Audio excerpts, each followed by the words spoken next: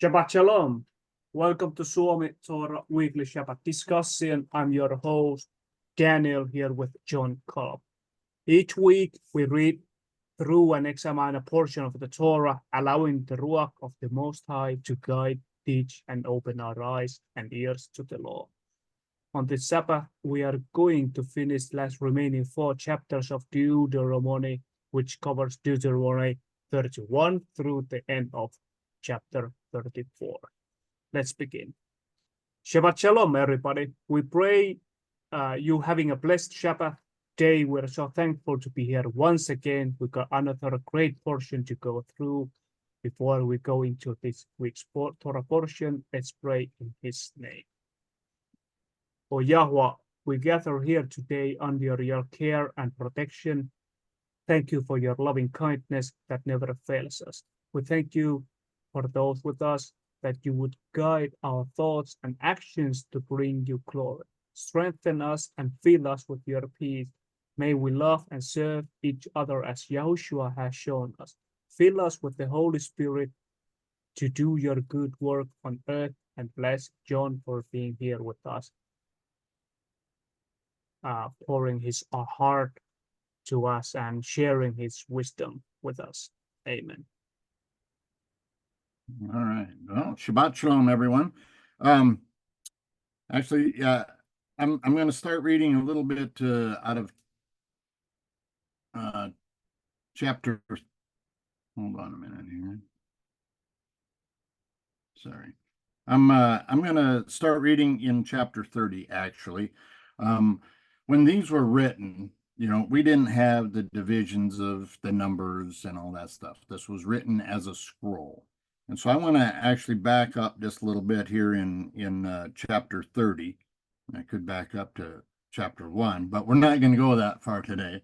And I'm going to start reading here and in verse 11 of chapter 30. And I'm just going to read through that and then get into chapter 31. For this command, which I am commanding you today, is not too hard for you, nor is it far off. It is not in the Shamayim, that is the heaven, to say, who shall ascend to the Shamayim for us and bring it to us and cause us to hear it so that we may do it. Nor is it beyond the sea to say, who shall go over the sea for us and bring it to us and cause us to hear it so that we do it. For the word is very near you, in your mouth and in your heart, to do it.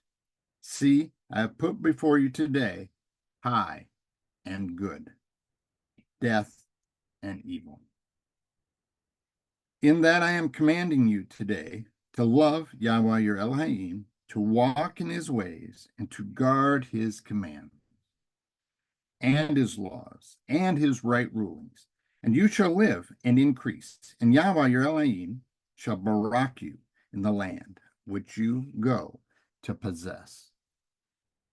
But if your heart turns away, and you do not obey, and shall be drawn away, and shall bow down to other mighty ones and serve them, I have declared to you today that you shall certainly perish, and you shall not prolong your days in the land which which you are passing over to the Yarden to enter and possess. I have called the Shamayim and the earth as a witness today against you. I have put before you high and death, that is life and death, the barakah, or the blessing, and the curse. Therefore you shall choose high, so that you live, both you and your seed, to love Yahweh your Elohim, to obey his voice, and to cling to him, for he is your life, and in the length of your days to dwell in the land which Yahweh swore to your fathers, to Abraham, to Yitzchak, and Jacob, to give them. So this is the main theme of the book of Deuteronomy. It is life and death. It is the blessing and the curse that is set before us. And that stands true today. I want to reiterate that. I probably have said that every time as we've been going through the book of Deuteronomy here, but it's ultimately of utmost importance that we choose life. that we follow after the commands, that we follow the right rulings that Yahweh has set forth. They have not been done away with. We are to live up to them to the best of our ability and to the best of our knowledge. And not only that, but we should also be, when we learn a new truth, one of my favorite passages of scripture in the Holman, it reads in Philippians 3:16, live up to whatever truth you have attained. And if we go to the book of James, to be a doer of the word is what that means. We're applying what is set before us. And that's really what the book of Deuteronomy is. And as we go through the next few chapters, it's paramount. It's paramount that we actually live up to the best of that, because we will read in here that Moshe, even though he was the most humble man on the face of the earth, because of his sin of striking the rock and hollering and yelling and being mad at the people, he sinned before Yah, right? And he didn't get to go into the promised land. So I'm thinking about this as I'm kind of preparing for today. Moshe didn't get to go into the land. Well, what about us? Because there's a promised land for us that's yet to come. What about us? Are we going to be qualified to enter into that promised land? Are we going to be worthy? And I know that many of us pray that we are worthy, and I understand that, and it is only through the blood of Yahushua that we will be made worthy, and I understand that. But what is our walk? How are we presenting ourselves before Yah? There's some passages in Scripture that just lend itself to us understanding that Yah set these in place for us, that we should do them. One of the passages that I believe is so important, and I'm going to go there right now. I hadn't planned on it, but I'm going to go to Ephesians 2. I'm going to read it so that I don't mess up the words, because I know it, but 2:8 through 10. For you are saved by grace through faith, and this not of yourself, it is the gift of Yahweh, not from works, so that no one can boast. For we are his creation, created in Mashiach, Yahushua, for good works, which Yahweh prepared ahead of time, so we should walk in them. And we could dovetail off that into a whole bunch of other passages, but this is something that we've been told is done away with. We don't have to be obedient to what Yah has set forth for us, but that's not true. That passage that I just read is saying we're set apart to do his good works by Yahweh himself through Messiah. And so I think it's important for us to keep this in mind as we're continuing on here in the book of Deuteronomy, that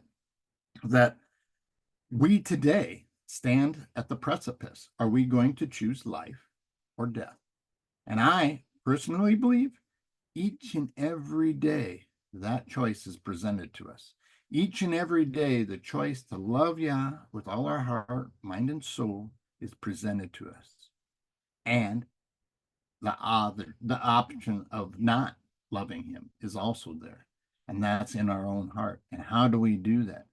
And I think that we all, in our journey, in our walk, we have days that we end up drifting away. We have days where we're not filled with the Ruach. We have days where we're disobedient. We have those days, but we have the option to come back. We still have the option to choose life. And he sets that before us each and every day. And it's our choice. When we rise in the morning, when we came in here at the Bari, one of the things she said, what a beautiful day to just praise Yahweh, right? And that's when I wake in the morning, so many times in the morning, I take a deep breath and I thank him for the breath that is in me, because that's the Ruach. We breathe in, he breathed the breath of life into Adam, and he gives us that breath today. And that's how I pray that we walk, is breathing in and breathing out his word, his life, literally is what he's given us. Okay, let's go to chapter 31. And Moshe went and spoke these words to all Yasharel. And he said to them, I am 120 years old today. I am no longer able to go out and come in. And Yahweh said to him, you do not pass over the Yarden. Yahweh, your Elohim himself, is passing over before you, and he shall destroy these nations from before you, as you possess them. Yahusha himself is passing over before you, as Yahweh has spoken. Whoa, this is starting to get to be a picture here now of Yahusha is taking them into the promised land. I'm going to get into that in a little bit. And Yahweh shall do to them as he did to Sihon and Og, the sovereigns of the Amorites, and their land when he destroyed them. And Yahweh shall give them over to you, and you shall do to them according to all the command which I have commanded you. Be strong and courageous. Do not fear, nor be afraid of them, for it is Yahweh, your Elohim, who is going with you. He does not fail you, nor forsake you. Now, I'm going to bring you to another New Testament passage in the book of 1 John. It says, perfect love drives out fear. And he's telling them here, wait a minute, you're going to go in, you're going against some very mighty adversaries, but Yah himself is going before you. He is going to be your rear guard. He is going in ahead of you. He is the mighty fortress, right? He is our strength. He is the power that we can have, right? And if we are loving him, if we're in love with him, and perfect love drives out fear, we won't be afraid of our enemies, right? And we're entering into a time where there's truly going to be enemies on every corner. I don't know when that happens. Will it be in my lifetime? I believe so. But either way, I think we have to be prepared, right, for when we face these enemies, and to have no fear, to put our hope, our trust, our faith in Yah himself. So be strong and courageous. Do not fear. Do not be afraid of them, for it is Yahweh, your Elohim, is going with you. He does not fail you nor forsake you. And Moshe called Yahusha and said to him before the eyes of all Yasharel, be strong and courageous, for you are going with this people to the land which Yahweh has sworn to their fathers to give them, and you are to let them inherit it. Now, here we see Yahusha is being commanded here to bring them in. I'm going to present something here. I'm just going to bring it on the surface, and it's called agency.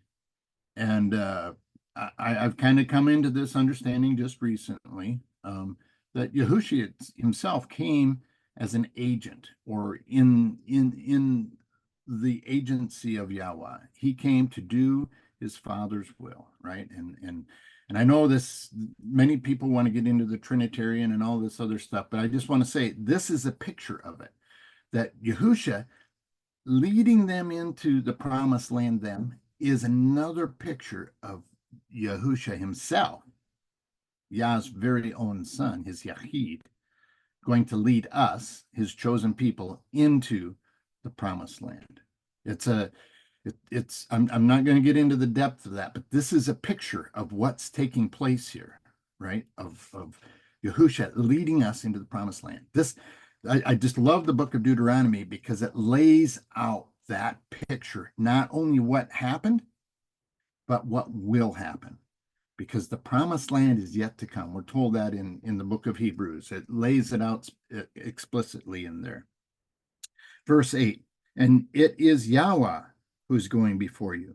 He himself is with you. He does not fail you nor forsake you. Do not fear nor be discouraged. Right? Again, back with the fear. We need to keep this in mind. And Moshe wrote this Torah, this instruction, right? He wrote this and gave it to the Kohanim, the priests, the sons of Levi, who bore the ark of the covenant of Yahweh, and all the elders of Yasharel. Now, I'm going to also present a little, in my understanding, probably a slight deviation from what many might think.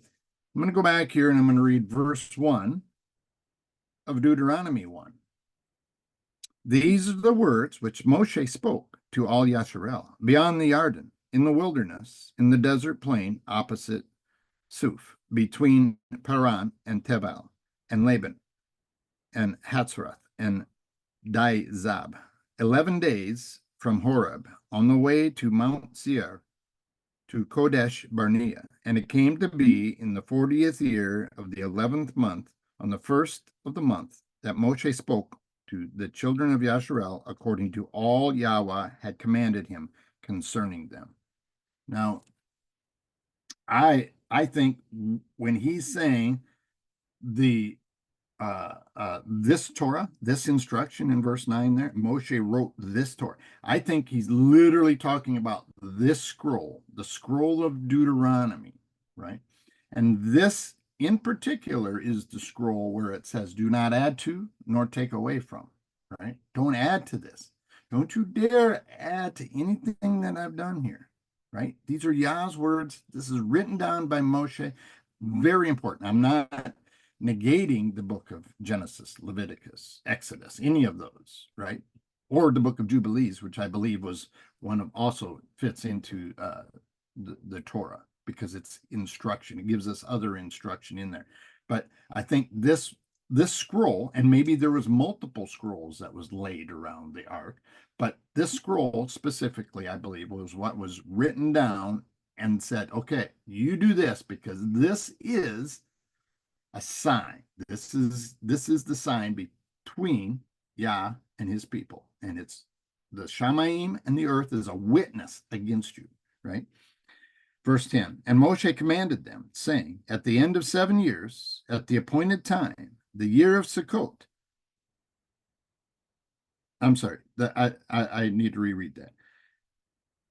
And Moshe commanded them, saying, at the end of 7 years, at the appointed time, the year of release, at the festival of Sukkot, when all Yasharel comes to appear before Yahweh, your Elohim, in the place which he chooses, read this Torah. What one? This one, the book of Deuteronomy.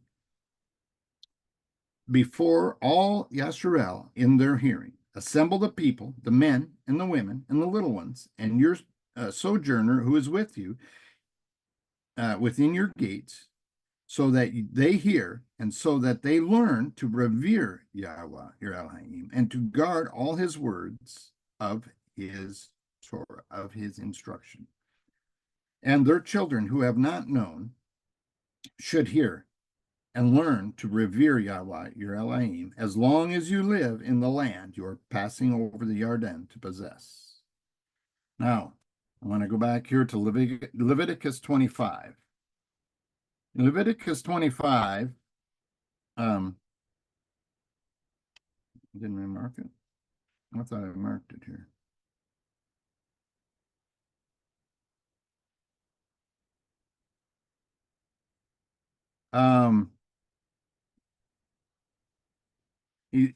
He's speaking about, oh, I think I have to start at the beginning. That's why. Okay. Leviticus 25 is speaking about the Day of Atonement, when when you're to blow the horn, the shofar, right? And Yahweh spoke to Moshe on Mount Sinai, saying, speak to the children of Yasharel and say to them, when you come into the land which I give you, the land shall observe the Sabbath to Yahweh. 6 years you are to sow in your field. The 6 years you prune your vineyard and gather its fruit. But the 7th year the land is to have a Sabbath of rest, a Sabbath to Yahweh. Do not sow your field, and do not prune your vineyard. Do not reap what grows of its own, of your harvest, and do not gather the grapes of your unpruned vine, for it is a year of rest of the land. And the Sabbath of the land shall be to you for food, for you and for your servant, and for your female servant, and for your hired servant, and for your stranger who sojourns with you. and for your livestock and the beasts that are in your land. All the crops are food. And you shall count 7 Sabbaths of years for yourself, 7 times 7 years. And the time of the 7 Sabbath of years shall be to you 49 years, and you shall sound the ram's horn to pass through on the 10th day of the 7th month, on Yom Kippurim.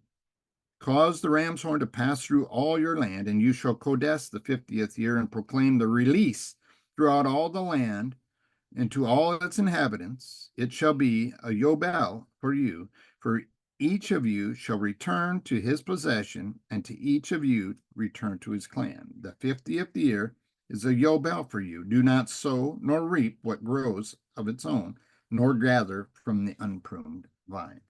You wonder, well, why are you bringing this up? Because this is a picture, once again, of, okay, right now this is the Sabbath in the midst of Sukkot for me. And on the 10th day was Yom Kippurim, and I was looking through, well, what events take place, and in the Jubilee, on the 10th day of the month, you sound the horn, right? This is the year of release. And that's this picture. When Yahushua comes, it's the year of release. I believe he will return on a Jubilee. Do we know the Jubilees? I don't think so.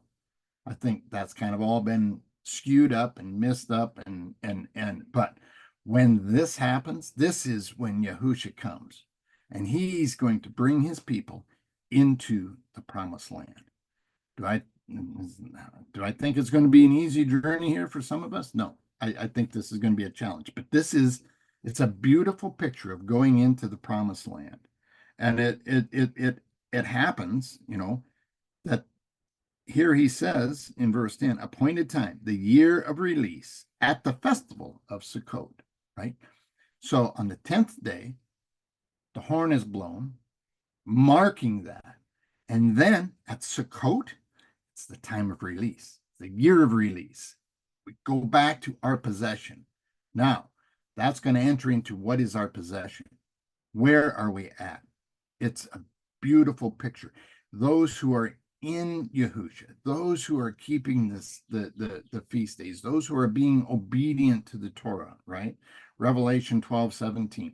They have the testimony of Yahushua and keep his commands, right? It's a very important picture of who is in Messiah, right? Because there's, as I mentioned earlier, there's some passages like Matthew 7, for instance, that they say, oh, we came to you, we prophesied in your name, we cast out demons in your name. And what does Yahushua say to them? Away from me, I never knew you, you workers of iniquity. That iniquity there is not keeping Torah. That's what it is. 1 John 3:4 tells us, if we're not keeping Torah, it's sin, right? Romans 6:1, Paul says, shall we sin that grace may abound? Absolutely not. And I could keep going here. I'm sorry, I kind of get sidetracked on certain things, but it's a picture of us and our obedience and the hope that we have that we can actually enter into this promised land. It's, to me, I get so excited because this is a joyful time, especially now, right? We're in this time frame of the feast. And I when I first came into this walk, there was calendars all over, and I didn't want to get into this. I didn't want to get into the calendar debate, and I avoided it. I first came in, I was following Michael Rood's calendar, and then I was following Dr. Pigeon's calendar. And then I came across this Enoch calendar, and whoa, wait a minute. And I was convicted by a very good friend of mine a couple of years ago, because I hear it all the time. I heard it here just the other night at Sukkot. Well, the calendar really isn't a salvation issue. And a friend of mine convicted me, and she said, well, maybe there's more to this than what we think. And I'm sorry, I'm drifting down this rabbit hole, but it's important for us to keep and to do his commands. And it's important for us to dig in and truly understand, because I avoided it for years. because I didn't want to get into the fight. I didn't want to say, oh, well, wait a minute, if you're on the moon calendar, if you're doing this, but I do think it's ultimately important that when we're keeping our calendar, whatever it is, that we keep that calendar. And we don't bounce around, say, oh, well, I'm going to keep Sukot here, and then I'm going to go keep Sukot there. I'm going to do a Passover this week, and 2 weeks later, I'm going to go celebrate it with someone. No. Then you're tossed to and fro by winds and waves of doctrine. And anyway, I'm sorry, I kind of drifted away there into something, but I think it's important in us entering into this promised land. I think it's ultimately important that we strive to know and understand Yah's calendar, not our own calendar, but Yah's calendar. Okay, yep. Suomi Torah has her hand up, or Daniel. I would like to just say that we might have a different, calendar and different times, and follow what we have been shown, and we have what we have been looking and studying the calendar. But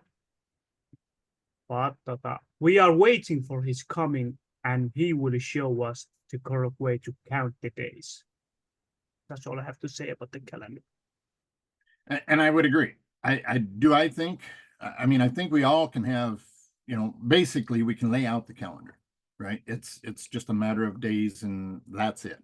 The starting day is the critical thing, right? That is the critical thing.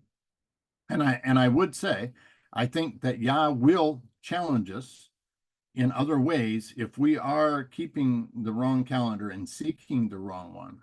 He could give us issues in our life that would hopefully, what's the word? Chastise us in such a way that then we would, oh, wait a minute, examine ourselves and say, what are we doing wrong? And I do believe the calendar is one of the events in our life that could challenge us, that Yah might actually use to try to chastise us and bring us on to the right one. Okay, I'm gonna keep going here. Verse where did I leave off? 13. And their children who have not known it should hear and learn and revere Yahweh, your Elohim, as long as you live in the land you are passing over the Yarden to possess. And Yahweh said to Moshe, see, the days have drawn near for you. The days have drawn near for you to die. Call Yahusha and present yourselves in the tent of appointment, so that I have commanded him. And Moshe and Yahusha went and presented themselves in the tent of appointment. And Yahweh appeared at the tent of appointment in the column of a cloud. And in the column of a cloud stood before the door of the tent of the tent. Now, stop and think once again, right? So we don't have that now. We don't have the tabernacle set up. We don't have Yah coming down in the cloud. What we have is Yahusha.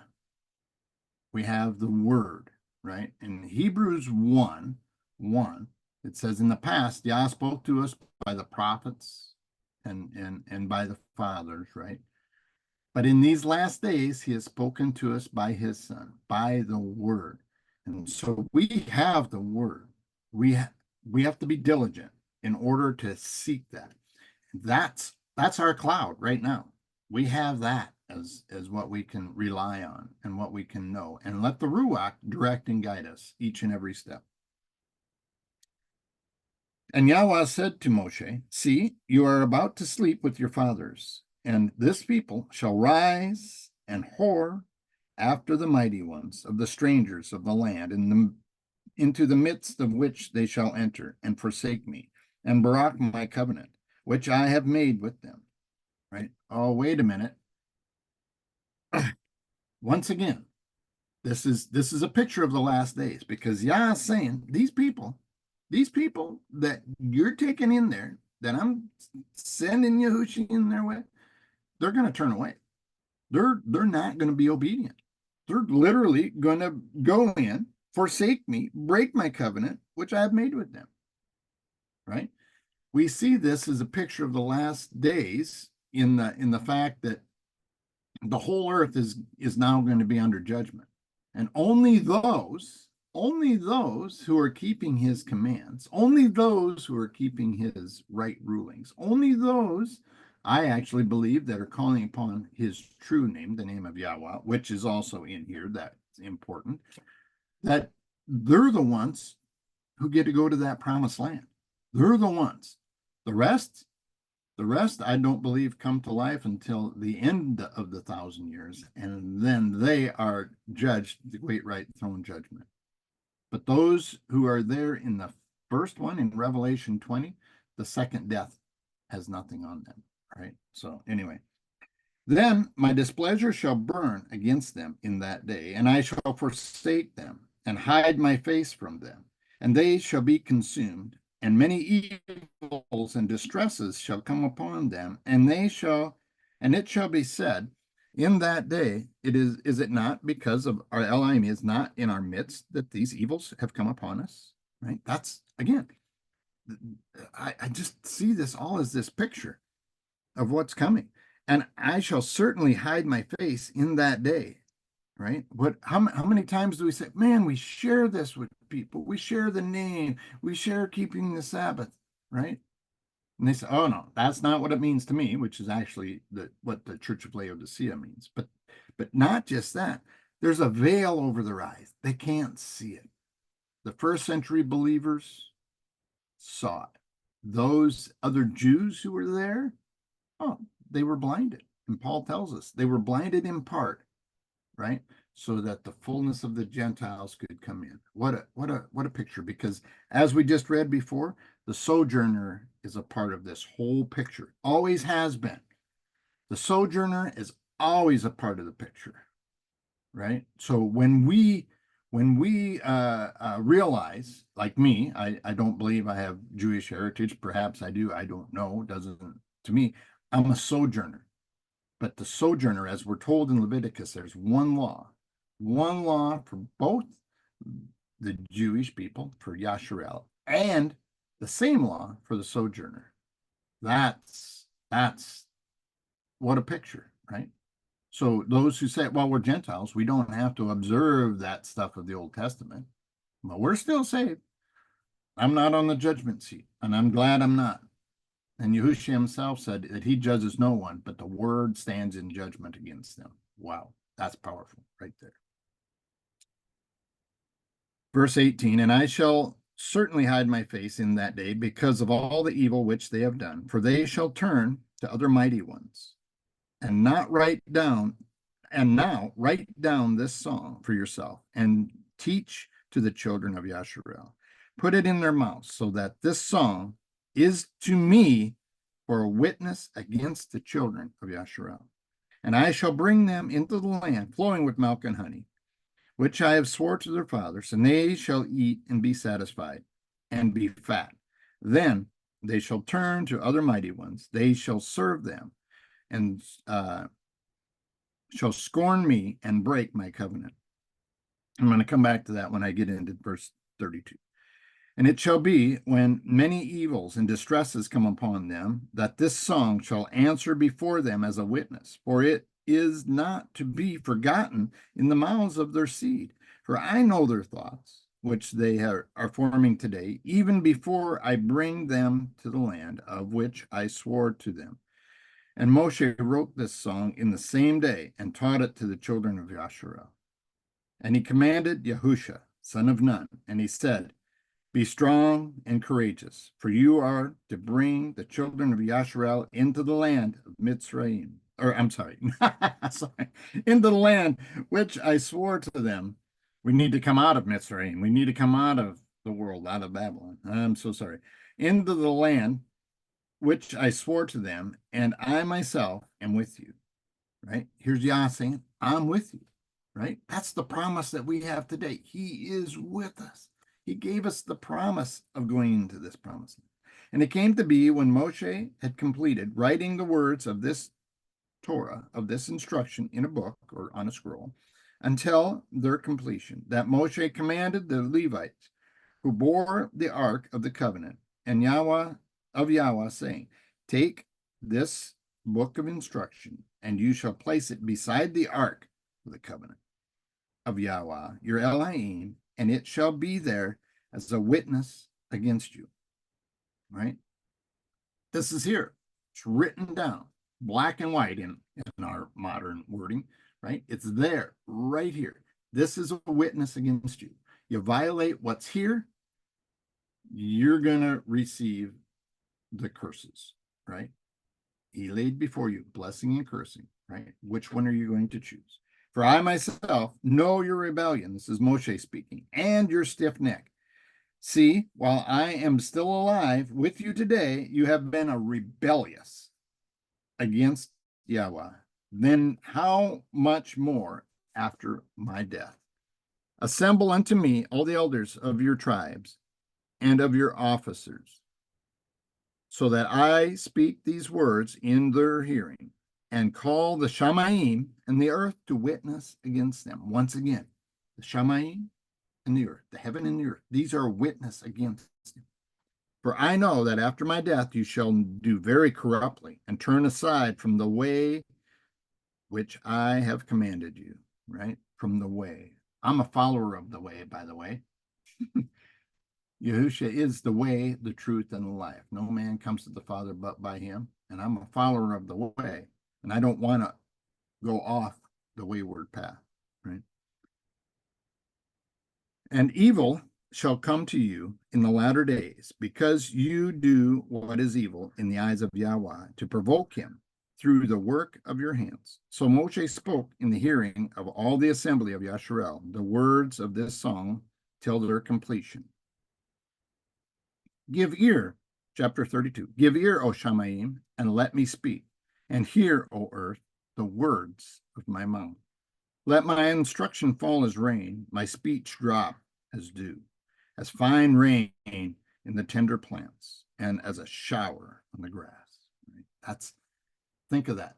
When you picture rain coming down, it permeates everything. It gets into all the nooks and crannies. That's how he's saying this is to be in you, right? It's to just seep into every core of your being.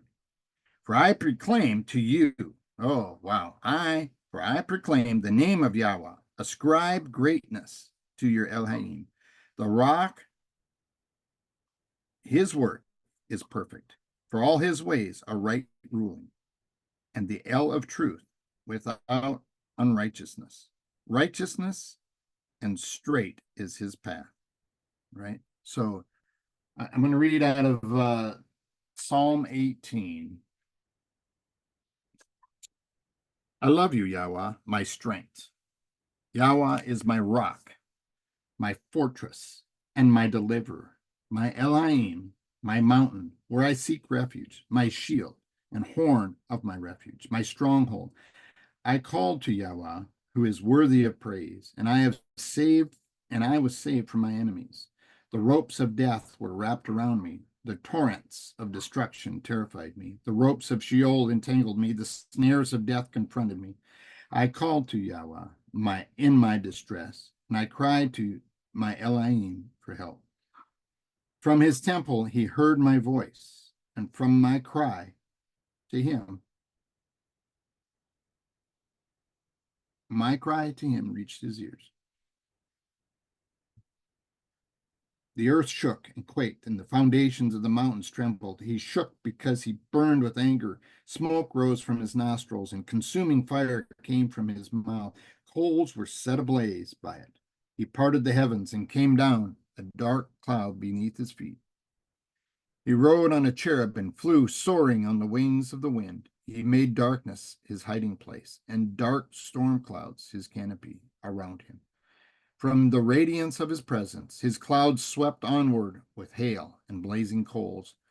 Yahweh thundered from heaven. The Most High projected his voice. He shot his arrows and scattered them. He hurled lightning bolts and routed them. The depths of the sea became visible. The fountains of the world were exposed. At your rebuke, Yahweh, at the blast of your breath of your nostrils, he reached down from heaven and took hold of me. He pulled me out of the deep waters, and he rescued me. from my powerful enemy, and from those who hated me, for they were too strong for me. They confronted me in the day of my distress, but Yahweh was my support. He brought me out of a spacious place. He rescued me because he delighted in me. Yahweh rewarded me according to my righteousness. He repaid me according to the cleanliness of my hands. For I have kept the ways of Yahweh and have not turned from Elohim to wickedness. Indeed, I have kept all his ordinances in mind. I have not discarded his statutes. I was blameless toward him and kept myself from sinning. So Yahweh repaid me according to my righteousness, according to the cleanliness of my hands in his sight. With the faithful, you prove yourself faithful. With the blameless man, you prove yourself blameless. With the pure, you prove yourself pure. But with the crooked, you prove yourself shrewd. For you rescue an afflicted people, but you humble those with haughty eyes. Yahweh, your light is my lamp. My Elohim illuminates my darkness. With you, I can attack a barrier, and with my Elohim, I can leap over a wall. Yahweh is perfect. His way is perfect. The word of Yahweh is pure, for he is a shield to all those who take refuge in him. For who is Yahweh, Elohim besides Yahweh, and who is a rock? Only our Elohim. Elohim, he clothes me with strength. He makes my way perfect. He makes my feet like the feet of a deer and sets me securely on the heights. He trains my hands for war. My arms can bend a bow of bronze. You have given me the shield of your salvation. Your right hand upholds me. Your humility exalts me. You widen a place beneath me. Your steps and my ankles do not give way. I pursue my enemies and overtake them. I do not turn back until they are wiped out. I crush them, and they cannot get up. They fall beneath my feet. You have clothed me with strength for battle. You have subdued my adversaries beneath me. You have made my enemies retreat before me. I annihilate those who hate me. They cry for help, but there is no one to save them. They cry to Yahweh, but he does not answer them. I pulverize them like dust before the wind. I trample them like mud in the streets. You have freed me from the feuds among the people. You have appointed me the head of nations of people. I have not known, a people I had not known serve me. Foreigners submit to me grudgingly. As soon as they hear, they obey. Foreigners lose heart and come trembling from their fortifications. Yahweh lives. My rock be praised. May my rock be praised. The Elohim of my salvation exalted. Yahweh, he gives me vengeance and subdues people under me. He frees me from my enemies. You exalt me above my adversaries. You rescue me from the violent men. Therefore, I praise you, Yahweh, among the nations. I will sing about your name. He gives great victories to his king. He shows loyalty to his anointed, to David, and to his descendants forever.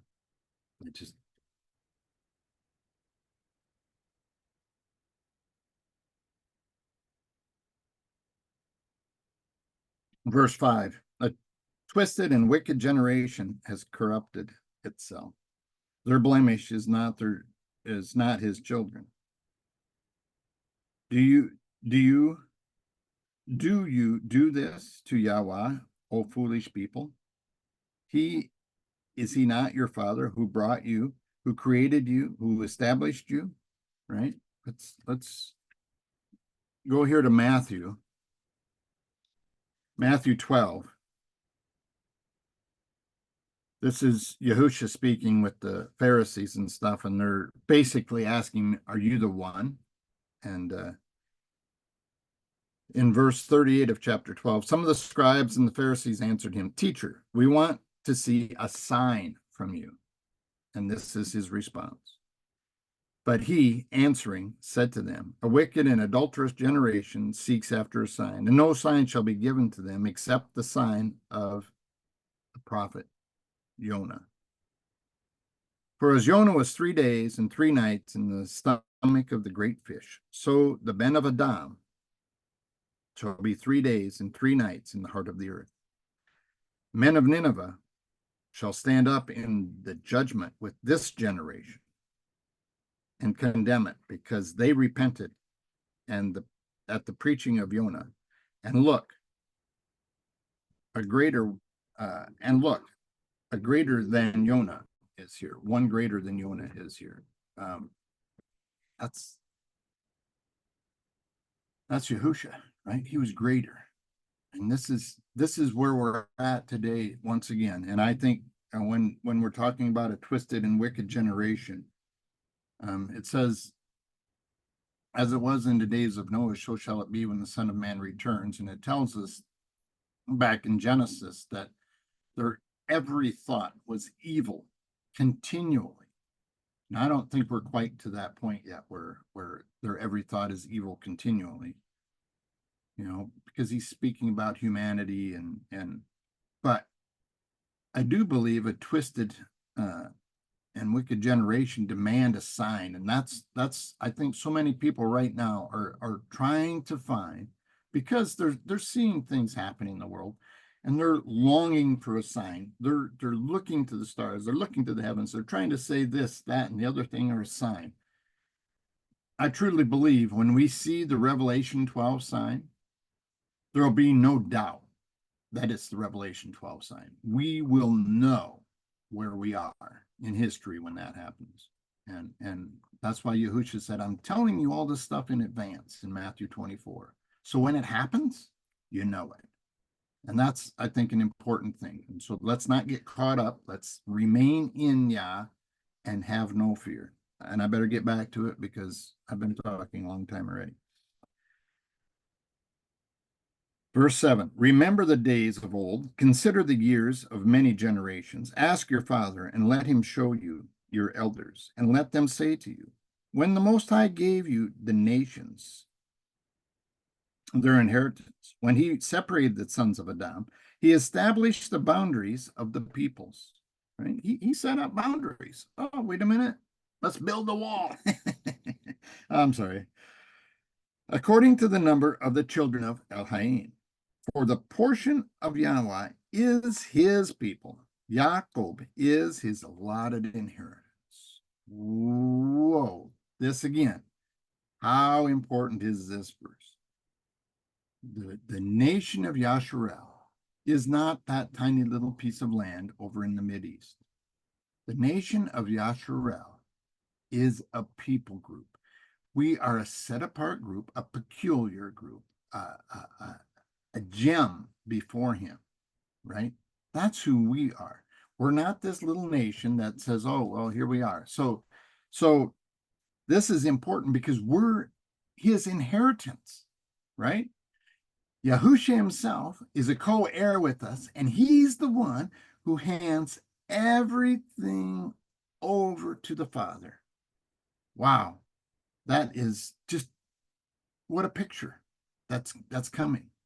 And so I just want to encourage us to stay in his word, to stay tied into what he's commanded us to do, so that we can then reap the benefits, right? Let him, as it told us in Psalms, to take care of our enemies. He's given us the word, right, to do that with. That's the sword that we have. The word is our sword, dividing through sword and spirit. Man, I just lost my train of thought on Hebrews 4:12. Anyway, that's this picture, right? And in 1 Corinthians 10:4, he tells us, our battle is not against that thing out there. It's to tear down strongholds, we're told, right? So let's do that with his word. He found him in the wilderness, in verse 10, and in a wasted, howling desert. He encompassed him. He made him understand. He watched over him as the apple of his eye, right? Wow. As the eagle stirs up its nest, flutters over its young, spreading out its wing and taking them up, bearing them on its wings. Yahweh alone led him, and there was no strange mighty one with him. And I think he's speaking about Abraham here, how he drew him out of the wilderness. And through Abraham, we got Yitzchak, and then we got Jacob. And that's the picture that we have today of the 12 tribes and the sojourners coming in. He made him ride in the heights of the earth. He ate of the fruit of the fields. He made him to draw honey from the rock. Again, back to the rock.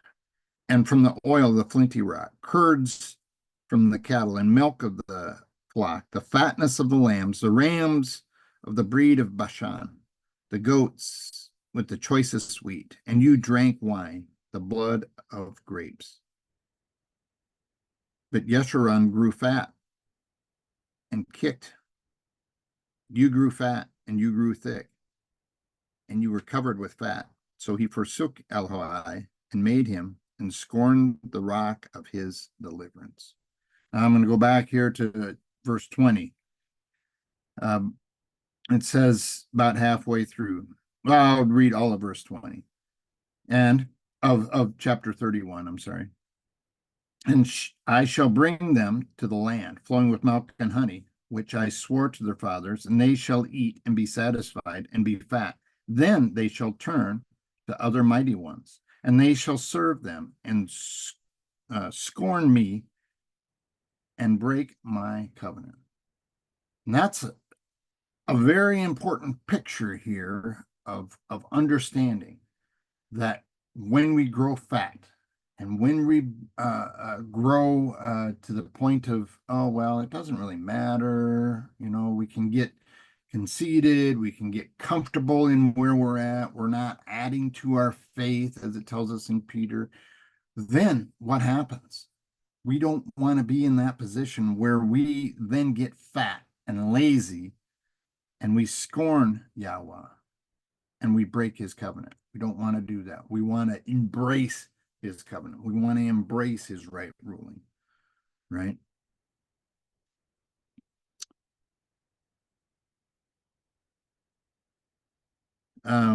Verse 16. They moved him to jealousy with the foreign, with abominations they provoked him. They slaughtered to demons, not to Elohai. Mighty ones they did not know, new ones who came lately, which your fathers did not reverence. You neglected the rock, once again, back to Yahusha, who is the rock, who brought you out, or brought you forth, and forgot the El who you fathered. Actually, I'm going to go to, where was it? 1 Corinthians here. Oh, no, I forgot where it was. Oh, yeah, I'm going to start reading in 1 Corinthians 10. For I do not want you to be ignorant, brothers, that all our fathers were under the cloud, and all passed through the sea, and all were immersed in Mosheh, in the cloud and in the sea, and all ate the same spiritual food, and all drank the same spiritual drink, for they drank of that spiritual rock that followed, and that rock was Mashiach. Wow. So we know who the rock was, right? We know what flows, right? That water that flows from the rock. Yes, go ahead, Daniel. I think this is the first time when Yahweh is called so in the scripture, the rock. The expression denotes that the divine power, faithfulness, and love has revealed in the gospel, form a foundation which cannot be changed or moved, on which we may build our hopes of happiness. And under his protection, we may find refuge from all our enemies and in all our troubles, as the rock in those countries sheltered from the burning rays of the sun and from tempest, or were fortresses from the enemy. Yes, I completely agree. Yeah, that's the rock. Verse 19. Verse 19. And Yahweh saw and despised because of the provocation of his sons and his daughters.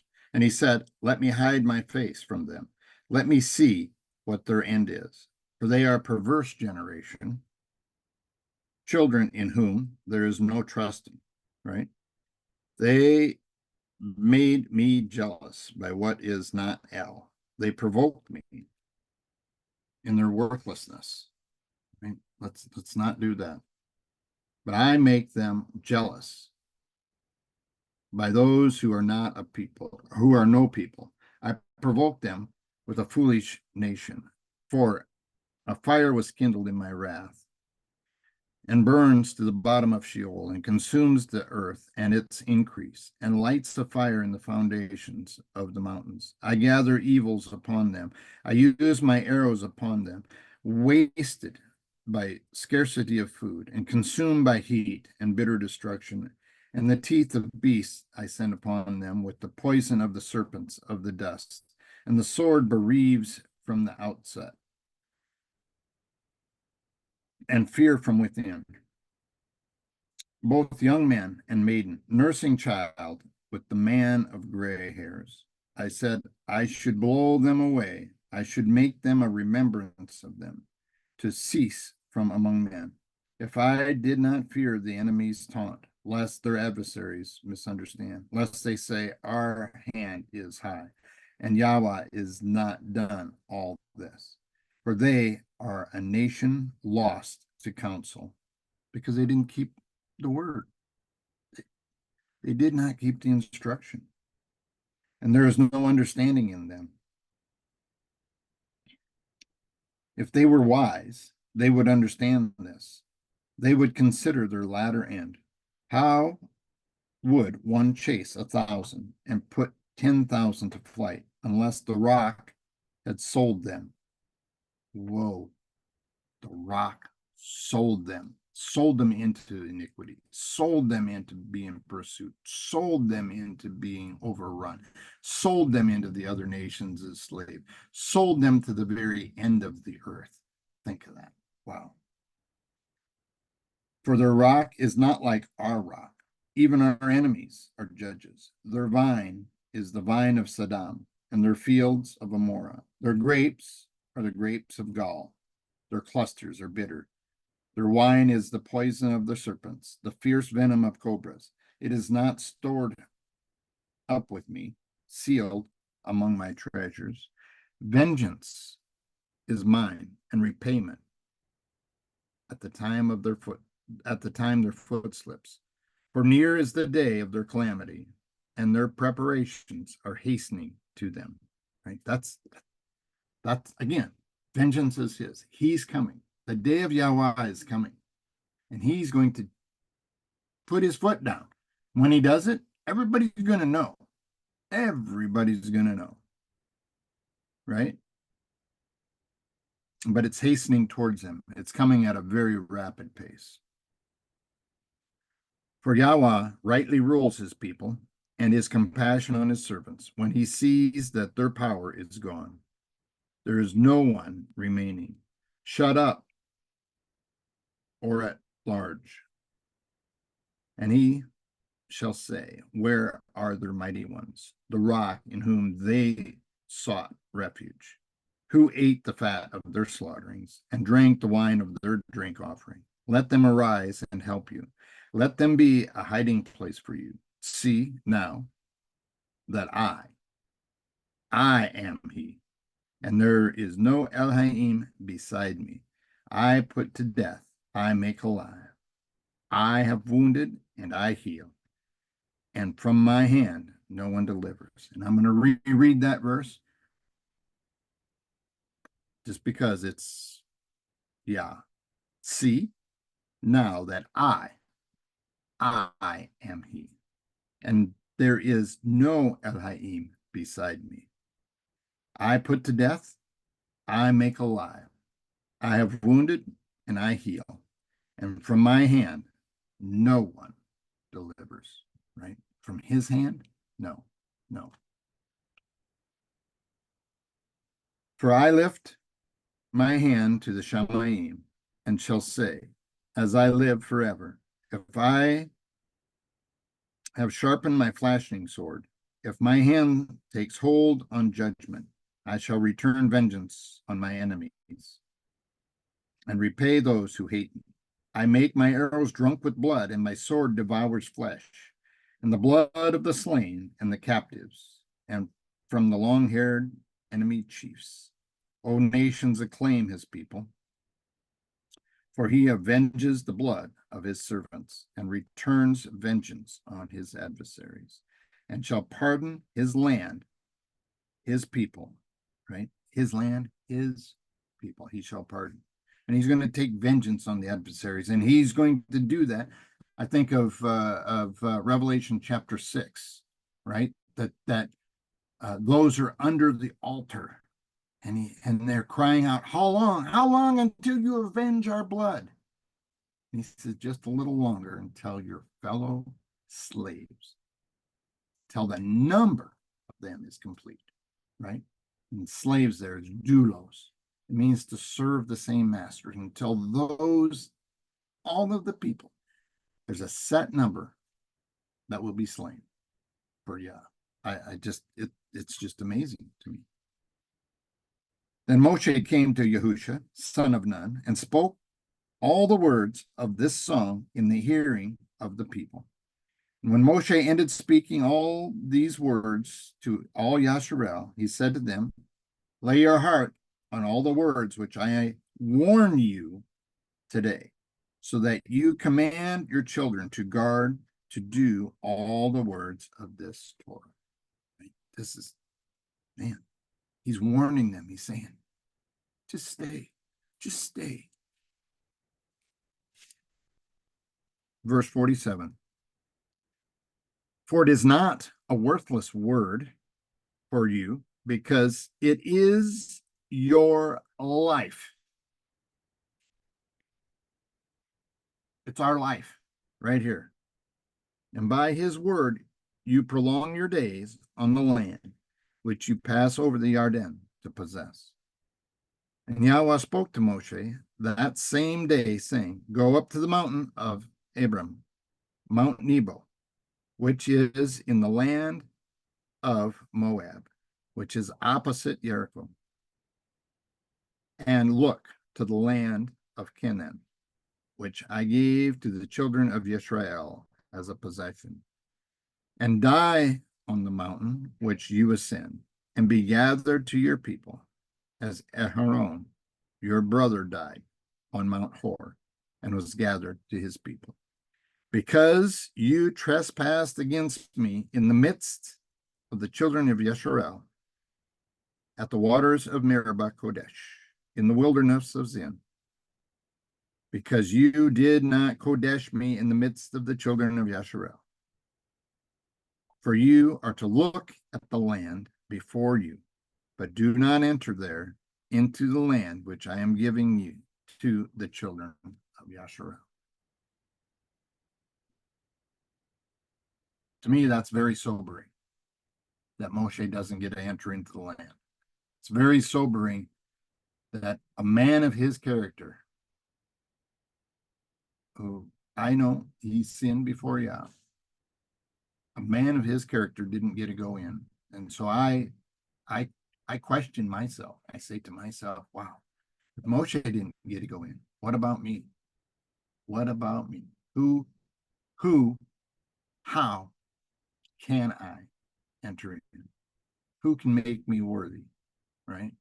And there's only one that can make me worthy, and that is the blood of Yahusha covering me and making me righteous. Though I try to live, there's still events in my life, circumstances, things that I do, thoughts that I have that make me unclean before Yahweh. And the only one that can cleanse me is the blood of the Messiah. All right. Daniel, if you want to take over and read chapter 33, or if anyone has anything they want to add to what we just talked about here in chapters 31 and 32. This would be a great time for discussion. Sorry, I wasn't. Before going to the chapter 33, I would like to point out that Devarim or Devarim, Deuteronomy means words, not sacred law as translated. And you might disagree or agree, but that's how we interpret it. Okay. So if we go back to the verse. Yeah, I always thought my name was kind of interesting, but it was my grandfather's sister's name. And everybody thinks that when I say Devari, they think I'm saying dead body. I tell them not yet. No, you're still very much alive, Devari. I hope so. And if we go to the chapter 31, verse 27, so he says about the stiff neck and see I'm still alive and what happens when Mosheh dies. So in this verse, Mosheh could foresee how Israel is going to rebel against Yahweh and turn away from his ways. If we continue reading in the book of Joshua and Kings, but later on, you have to dig it yourself to find this. Okay, and about the verse, chapter 32, verse 4. So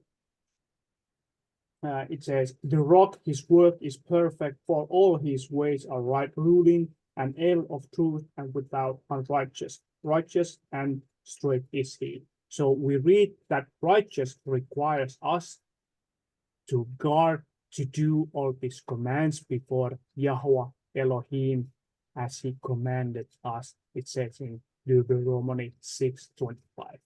And even in the Psalms 119, verse 72, the psalmist says, for all your commands are righteousness. And if we go to the John, 1 John chapter 3, verse 4 through 10, this is explained. Everyone doing sin also does lawlessness, and sin is lawlessness. And you know that he was manifested to take away our sins. And in him there is no sin. Everyone staying in him does not sin. Everyone sinning has neither seen him or nor known him. Little children, let no one lead you astray. The one doing righteousness is righteous, even as he is righteous. The one doing sin is one of the devil, because the devil has sinned from the beginning. For this purpose, the Son of Elohim was manifested to destroy the works of the devil. Everyone having been born of Elohim does not sin, because his seed stays in him, and he is powerless to sin, because he has been born of Elohim. In the children of Elohim and the children of the devil are manifest. Everyone not doing righteousness is not of Elohim, neither the one not loving his brother. So that's all I have to say about those commentaries. Do you have anything else, John, or do I go to the 33? I think go to 33. I think Chapter 33.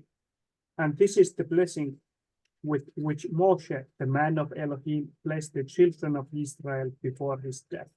And he said, Yahweh came from Sinai and rose from the Seir for them. He shone forth from Mount Paran and came with 10,000 of set apart ones at his right hand, a law of fire for them. Indeed, he loves the peoples. All his set apart ones are in your hand, and they sat down at your feet, receiving your words. Moshe commanded us a Torah, an inheritance of the assembly of Jacob. and he was sovereign in Jeshurun when the heads of the people were gathered, the tribes of Israel. Let Reuben live and not die, and let his men be numbered. And this is of Yehuda, and he said, Hear Yahweh, the voice of Yehuda, and bring him to his people. His hands shall fight for him, and you be a help against his enemies. And of Levi he said, Your Thummim and your Urim belong to your loving committed one, whom you tried as Massah, with whom you contented at the waters of Meribah, who said of his father and mother, I have not seen them, and he did not acknowledge his brothers, or know his own children, for they have guarded your word, and watched over your covenant. They teach your right rulings to Jacob, and your Torah to Israel. They put incense before you, and a complete ascending offering on your slaughter place. O Yahweh, bless his strength, and accept the work of his hands. Smite the loins of those who rise against him, and of those who hate him, that they rise no more. Of Benjamin he said, Let the beloved of Yahweh dwell in safety by him, shielding him all the day, as it dwells between his shoulders. And of Joseph he said, Blessed of Yahweh is his land, with the choicest from the heavens, with the dew and the deep lying beneath, with the choice fruits of the sun, with the choice yields of the month, with the finest of the ancient mountains, with the choicest of the everlasting hills, with the choicest of the earth and all that fills it, and the good pleasure of him who dwelt in the bush. Let it become on the head of Joseph, and on the crown of the head of him who was separated from his brothers. His splendor is like firstborn bull, and his horns are like the horns of the wild ox. With them he pushes the people to the ends of the earth. And they are the 10,000s of Ephraim, and they are the thousands of Menashe. And of Zebulun he said, Rejoice, O Zebulun, in your going out, and Issachar in your tents. They call peoples to the mountain. There they slaughter slaughterings of the righteousness, but they draw from the riches of the seas, and treasures hidden in the sand. And of the Gad he said, Blessed is he who enlarges Gad. He dwells as a lion, and shall tear off the arm, also the crown. And he chose the best for himself, for there the portion of the inscriber was hidden. And he came with the heads of the people. The righteousness of Yahweh he did, and his right rulings with Israel. And of Dan he said, Dan is a lion's cub that leaps from Bashan. And of Naphtali he said, O Naphtali, satisfied with pleasure, and filled with the blessings of Yahweh, possess the west and the south. And of Asher he said, Asher is most blessed of sons.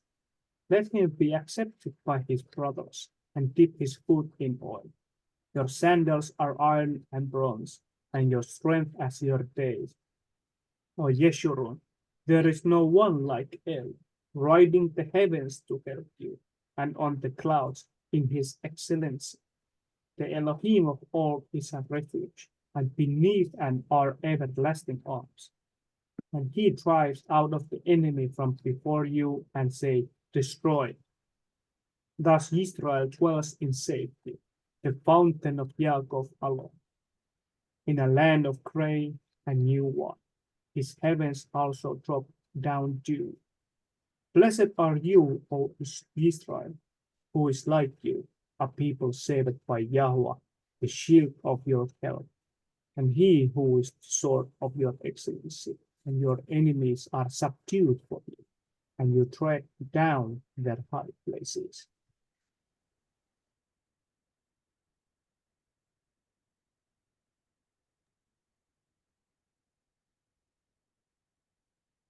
Do you have any comments on this? Any thoughts? Not a lot, I guess, because I really don't know the tribes well enough to really give a great discourse on it, to be honest. I guess there's a couple of things that I find interesting in verse 3. Indeed, he loves the people, and all his Kodesh are in your hand, and they sit down at your feet, receiving your words. And that's, I guess that to me is so important, right? Because verse 4 says, Moshe commanded us a Torah, an inheritance of the assembly of Yaakov. So that's the instruction, right? And those who hunger after it, those who love Yahweh, we sit at his feet receiving the words, right? That's, to me, that's this picture that we can have. But as far as, you know, kind of breaking down all the tribes and all this, I don't know the tribes well enough.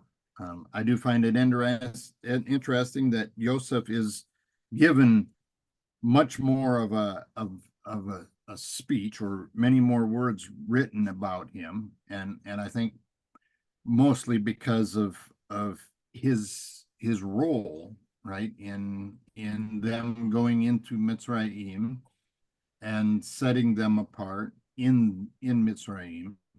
And Joseph is also a picture of the first coming of the Messiah. He was the suffering servant, and so that's kind of what I see in John, this. I have a And then the question. last couple of verses. I have Go a ahead. question. Is Dan removed from the 12 tribes since Joseph had his 2 sons added? Well, Dan is mentioned in verse 22 here. I Okay, honestly, I didn't hear that. Yeah, Dan in verse 22, and Dan, he said, Dan is a lion's cub that leaps from Bashan. And I think part of the reason that we're given the idea that Dan is removed is because Dan is the judge. When we go back to, what is it, Genesis 49, I think it is, and you go in and you start looking what Dan's role was. Dan was the serpent, an adder that lays by the way, causing horses to fall back and things like that. He's the judge, and I think the powers that be, because there are, the Jewish nation doesn't want Dan there because they don't want to stand in judgment. They don't want to be judged. And Dan is the one through the word, basically, that he's claimed to be the judge of his brothers, of the nation of Yasharel. So that's why I think they want to proclaim him as not there.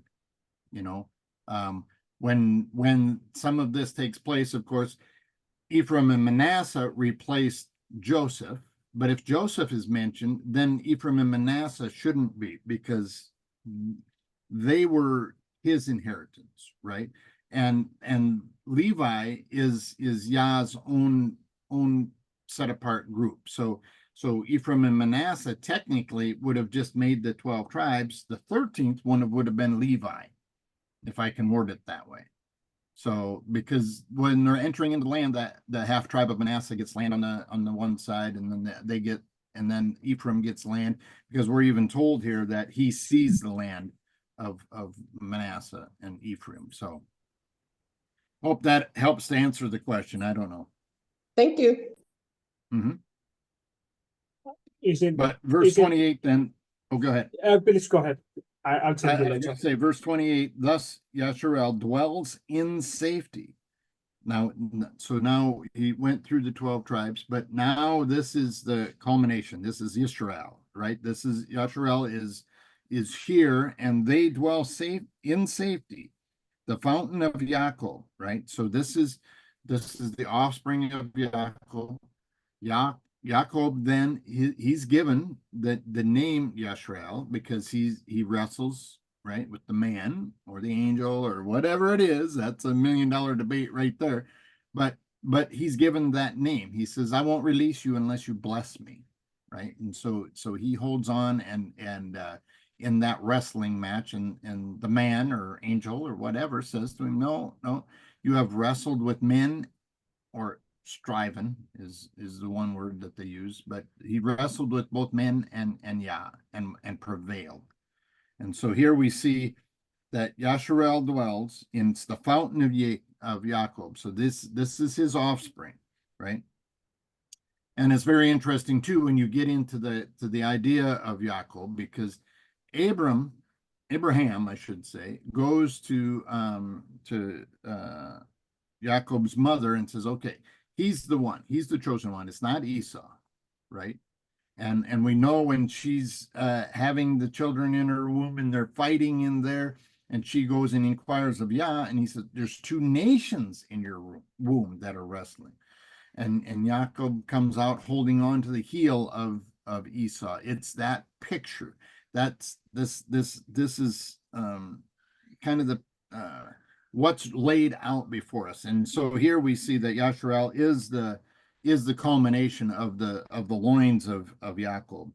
And it says, then blessed are you, O Yasharel, who is like you, a people saved by Yahweh. That goes back to what we read earlier, that he took them out. We had all the nations of the earth. Yah chose this nation from all of them. Says, hey, you go ahead, you keep those 70, you multiply, you do all this, that, and the other thing, but I'm choosing one people group, right? And that even goes into the book of Jubilees. It speaks about how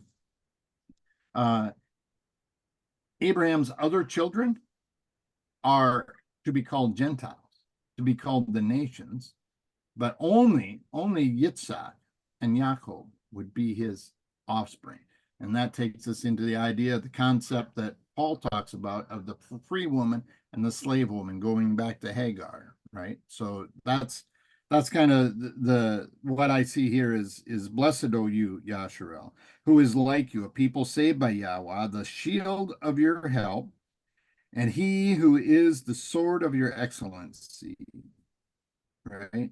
And your enemies are subdued for you, and you tread down their high places. And that was the job, right? When they went into the promised land, that was supposed to be what they were going to do. Tread down. They go in. Oh, yeah, this falls. The city of Jericho falls down. All of that. They were to displace all of those people, right? They were to strap on their sword and go in and do that. And we're today to strap on our sword, which is the word, and go in and tear down the strongholds, because that's what we're told to do. So, all right, go ahead, Daniel. What did you have to say? And then you can go to verse 30 or chapter 34. I was going to read about if we continue about talking about the tribes of Dan, and if we read from the book of Revelation, Revelation 7:4, it mentions that people from the 12 tribes of Israel will be sealed. The selection of the 12 tribes does not include the name of Dan, although their names were used for the 12 tribes that settled in the promised land. So Yep. does that mean that there is a forgotten 13th tribe? It's a question. Perhaps, I don't know. See, and again,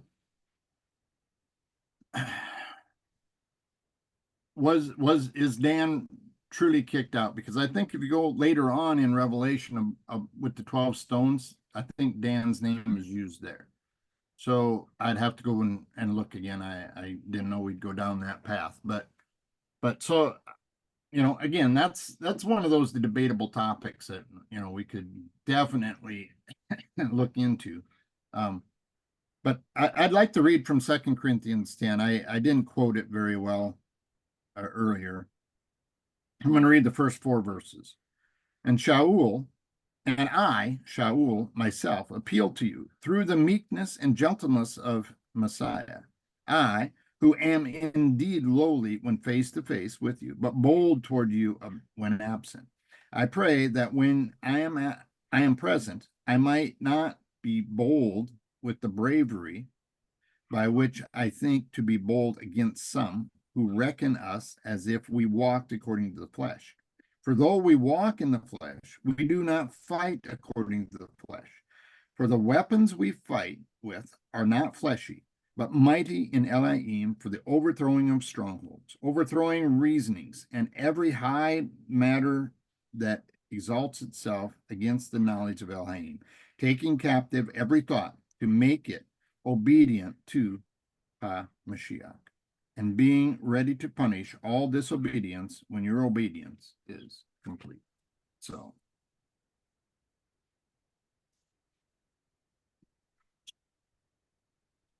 all right, you want to read 34, or does anyone else have anything you want to add? So, chapter 34 then. And Mosheh, this is the final chapter of Deuteronomy, which covers the death of Mosheh.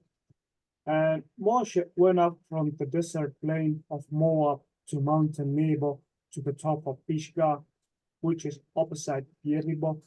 And Yahweh showed him all the land of Gilead as far as Dan, and all Naphtali, and the land of Ephraim and Manasseh, all the land of Yehudah as far as the western sea, and the Negeb and the plain of the valley of Jericho, the city of palm trees as far as Joab. And Yahweh said to him, this is the land of which I swore to Abraham, to Yitzchak, and to Jacob, saying, to your seed I give it. I have let you look at it with your eyes, but you do not pass over there. And Mosheh, the servant of Yahweh, died there in the land of Moab, according to the mouth of Yahweh. And he buried him in a valley in the land of Moab, opposite Beth Peor, and no one knows his burial place to this day. And Mosheh was 120 years old when he died. His eyes were not dim, nor his freshness gone. And the children of Israel wept for Mosheh in the desert plains of Moab 30 days. And the days of weeping and mourning for Mosheh were completed. And Yehoshua, son of Nun, was filled with the spirit of wisdom, for Mosheh had laid his hand on him. And the children of Israel listened to him, and did as Yahweh has commanded Mosheh.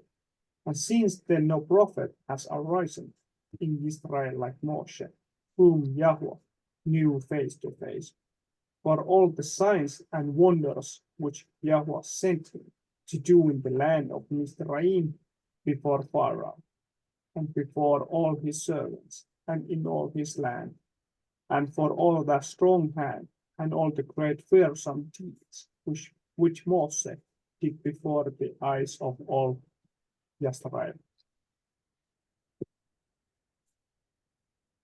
I think even though Mosheh did some mistakes, but in the end, as I have read here, Yahushua forgave him and placed him in the Shemaim.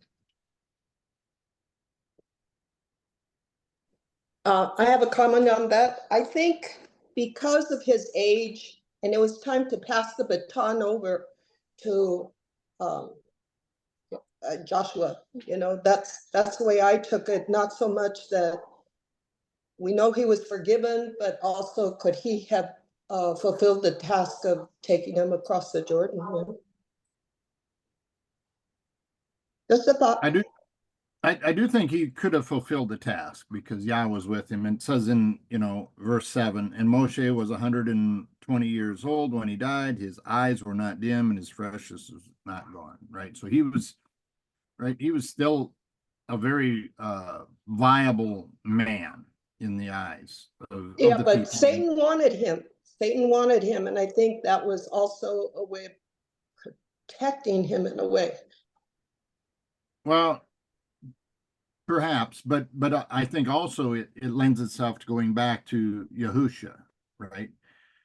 Yahusha, son of Nun, who's a picture of the Messiah leading the people into the promised land. So you in essence, you almost had two different prophets here, because it was important for Yah to have Yahusha bring the people in and not Mosheh. And that to me is kind of the key part of this whole thing. Whether Yah could have kept him alive or not, we know in the book of Jude that the archangel Michael argues over the body of Moshe, and we're also told in verse 6, and he buried him in the valley in the land of Moab, opposite Beth Peor, and no one knows his burial place to this day.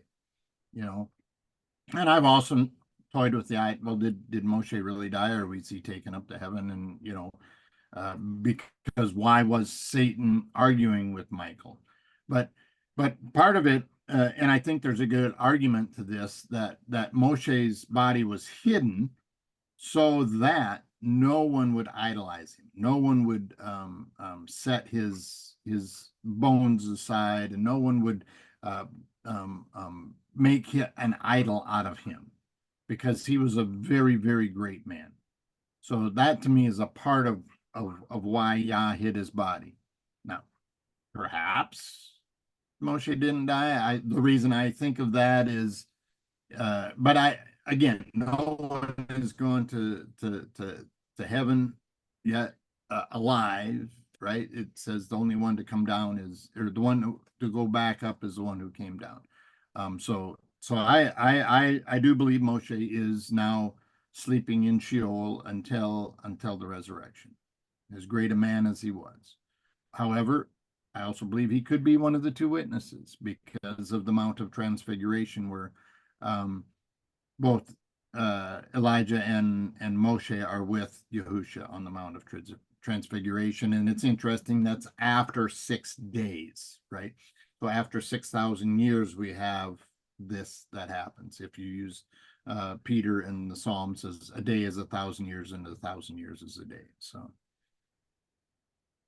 but in verse 10, since no prophet has arisen in Yashrael like Moshe, whom Yahweh knew face to face, panim panim, so face to face, he knew him in a very detailed way that no one, I don't believe since, has come to know him. I really don't. I think this is, he hides him in the cleft of the rock. So we're actually given the picture then of the essence of Yah because of Moshe. Can I see you? No. So we know he has a hand because he puts him in the cleft of the rock with his hand. He sees his back when he's going away. We know he has a face. Yah has a face because he says, you can't see my face or you'll die. So the attributes that we have, and we're created in his image, we know because of Moshe that Yah has those same attributes. I just find that very phenomenal. So anyone else want to add anything to that? And it is interesting in verse 2 here that he shows him the land, and it's all of Naphtali, the land of Ephraim, Manasseh, and all the land of Yehuda as far as the western sea. So, but this, again, these are the ones who were on this side of the Jordan. And I will go into one other quick thing, that this land was actually the land of Shem. It's Canaan is mentioned here, but Canaan, when we go to the book of Jubilees, we find out that Canaan usurped it and came and lived in the land that wasn't his to live in. And he came and squatted there, even though his father himself told him, hey, don't go there, because Ham said don't do that. And so that actually, the land given to Yasharel was the land that Shem got by lot after the flood. Pretty awesome. So, anyone have anything they want to add? About the verse 10, so I think there were greater rulers over Israel than Moshe, greater leaders, greater prophets, and greater priests. But before the coming of Yahushua, the Messiah, there was never one man who held all offices so gloriously as Moshe did. Okay. All right. Well, let's close in a word of prayer, and then we'll call it a Shabbat meeting. Dear Heavenly Father, we come before you. Oh, Abba, we are just so thankful for your love and your mercy. Father, I pray that you would help each one of us to be a doer of the word, that we do seek your face and we hunger after what your word tells us that we are to do, that we do the right ruling set before us, that you have laid aside for us to do, that we keep the feast days, and that we honor the Shabbat, which we're told in Jubilees is the greatest day. There's no other day greater than the weekly Shabbat. And so we want to lift that up before you and say, oh, praise you, Abba, for giving us this day. You know, the Shabbat was made for man, not man for the Sabbath. And we thank you for that you gave us a day to set aside that we might rest in you, hunger after your word, devour your word, and live up to the calling that you set before each and every one of us in our lives. It's in Yahushua's name that I pray. Amen and amen. And Shabbat Shalom to y'all. Shabbat Shalom.